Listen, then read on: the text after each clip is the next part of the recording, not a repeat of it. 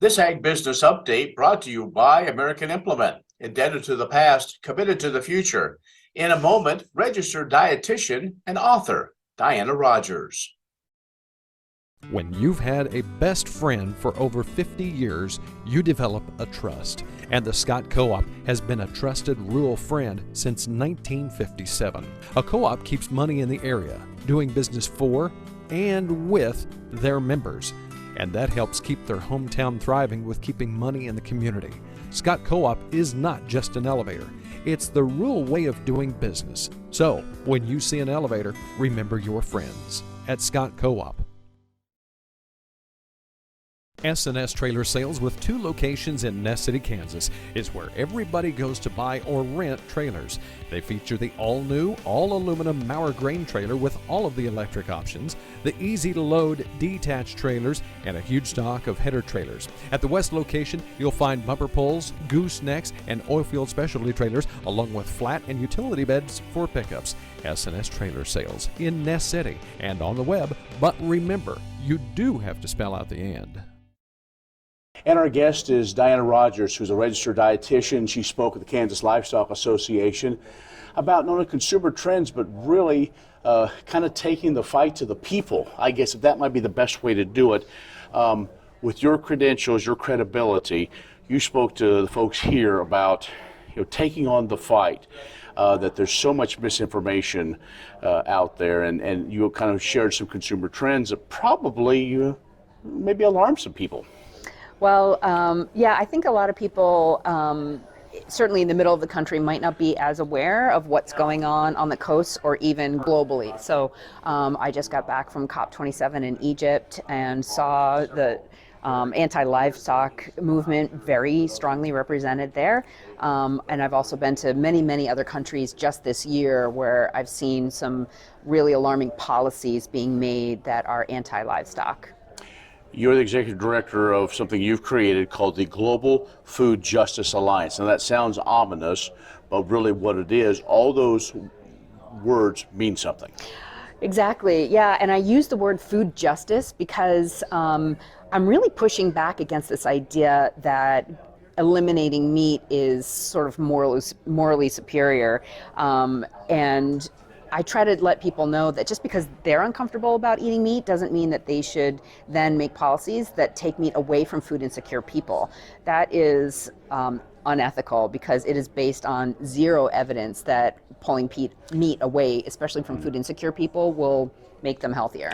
Food insecurity has been one of those things that we have all become aware of because of COVID and now moving forward. But I also think of food insecurity. I think about the Farm Bill, and I think about school nutrition and nutrition for young people. Mm-hmm. Really concerned if they think that meat should not be a part of a good balanced diet. Yeah, and programs like Meatless Mondays, which have taken over the New York City public schools, some of their messaging really is quite anti-meat, and those kids take it home with them. And when we look at what foods do kids like to eat, they like mac and cheese, they like chicken nuggets, they like burgers. What happens when they find out that burger patty is the worst part of the meal? They're going to go get a sandwich with no meat in it? I mean, that's ridiculous. And again, there's no evidence to show that pulling meat away from kids is going to improve health outcomes.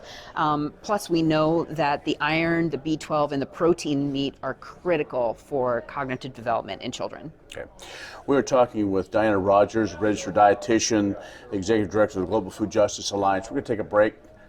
Maybe some of the things she talks about, how to combat some of those things going on. We'll do that and more in just a moment.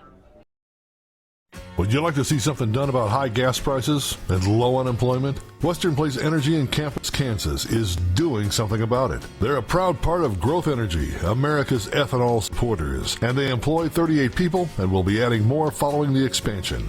Ethanol fuel not only reduces the cost of regular gasoline, it's good for the environment and keeps money right here in the United States while supporting local rural jobs. Western Plains Energy, doing something for the future.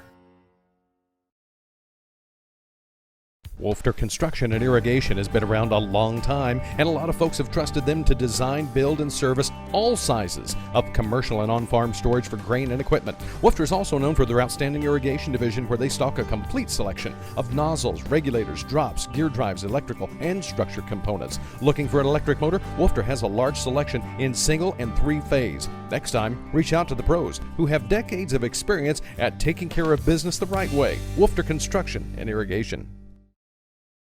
And our guest is Diana Rogers, who's a registered dietitian. She's executive director of the Global Food Justice Alliance. She spoke at the Kansas Livestock Association meeting. And so you presented to the folks here, and probably a broader audience needs to hear. So say you're a livestock producer. What can you do to maybe combat some of those myths or some of that misinformation, maybe to your neighbor or to your community or just whoever your sphere of influence is? Yeah, well, the hard thing is it's sort of like a game of whack-a-mole. So if you have your head wrapped around and start to explain why meat actually doesn't cause cancer and heart disease, then someone might come back saying, well, livestock are inefficient with feed, or they use too much water, or they create too many greenhouse gases, or it's unethical to eat meat. And so it's kind of important to know the totality of the argument. So I've created some great shareable infographics, which people can find on Sustainable Dish and Global Food Justice. I also, in my book, Sacred Cow, have sort of a choose your own adventure section in the beginning of the book. So, does meat cause cancer? Page 67. And people can read more about that. But unfortunately, people do, it gets really tricky, and it's important to know the nutritional, environmental, and ethical reasons why livestock and meat are so important to our food system. So not only do you do registered dietitian things, you're an author, you're now a movie producer, writer, so you do a lot of different things. So talk a little bit about Sacred Cow. What was the inspiration for that, and how can maybe folks see it themselves? Yeah, the inspiration really came from my education. When I was becoming a registered dietitian, I saw that we were learning about how it was wrong to tell people to cut down on sugar and processed foods, but being a vegan or vegetarian was totally okay. And so it was just a funny. Oh, can we re-record that? Sure, I'm sorry. Sure. I don't know. That's I thought fine. I had that off. It's all right. Yeah. Okay, we're gonna. This is the take 2 of 2. All right. In 3, 2, 1. And Diana Rogers, registered dietitian, is joining us. She is executive director of Global Food Justice Alliance. She spoke at the KLA meeting back in December, and so okay. You left us with a lot for our break. So what are some of the things you shared about how to maybe combat some of this misinformation or just the wild stuff that's going out there? Say you're a livestock producer, you're a rural community. How to share that just kind of with your sphere of influence? What are some of those things that folks can do? Yeah, so I have some very easy shareable graphics that take each topic one by one. They're sort of I've identified really 10 main reasons people push back against meat, from health through environmental reasons and ethical reasons. I have a meat quick facts guide that people can download.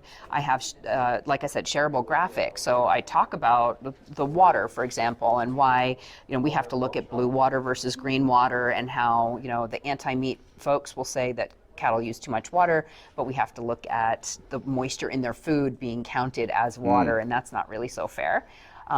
So I have all of that stuff easily available and shareable for everyone to use. Okay. Now, not only do you do dietitian things, you probably consult a lot of different people. You're an author. You also have a movie and maybe a Broadway play, I don't know. But it's Sacred Cow. Now, maybe some of us have heard about that, but how can they learn more about this fight, and why did you come up with that title, and what did you want to see accomplished with all that? Yeah, so I really set out just to make a movie pushing back against the anti-meat narrative. It started as a book project, just because I saw so many people talking about, what should the future of our food system look like, and pretty much the mainstream people who are out there talking about the future of food talk about how we have to eat less meat or no meat in order to be healthier, in order to be more sustainable. And I actually disagree nutritionally and environmentally that reducing livestock numbers is actually the solution. So I started writing a book called Sacred Cow. While I was writing that book, yet another vegan documentary had come out. They were showing it in my kids' public school in their science class as if it was actually science.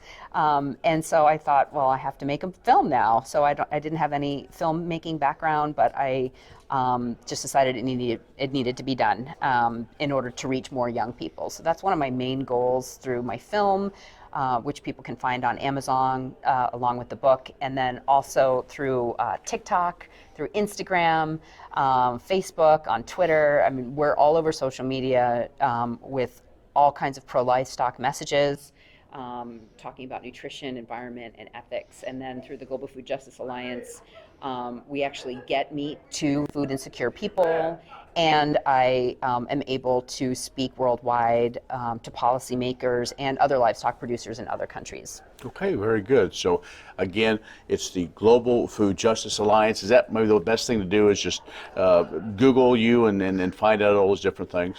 Yep, they can join my fight. They can support the work that I do. I'm the only nonprofit out there that's actually advocating for meat and livestock in our food system, and I would appreciate anyone's help. All right, very good. Thanks. Diana Rogers, who is the executive director of the Global Food Justice Alliance. She spoke at the KLA meeting on kind of fighting back against some of these goofy things going on when it comes to meat consumption. So stay with us. We'll have more coming up in just a moment.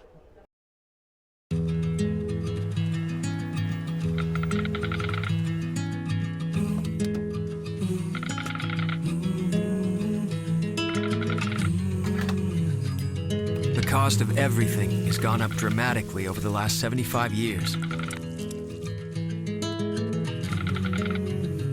With one exception: keeping electricity affordable. Wheatland Electric, delivering energy for life, your Touchstone Energy Cooperative.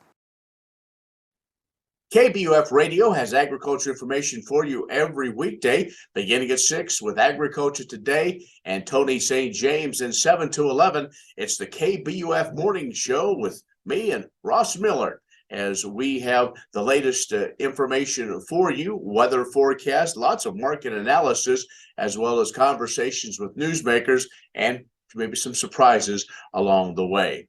You can follow along on our social media pages or listen to KBUF or any Western Kansas broadcast station at westernkansasnews.com.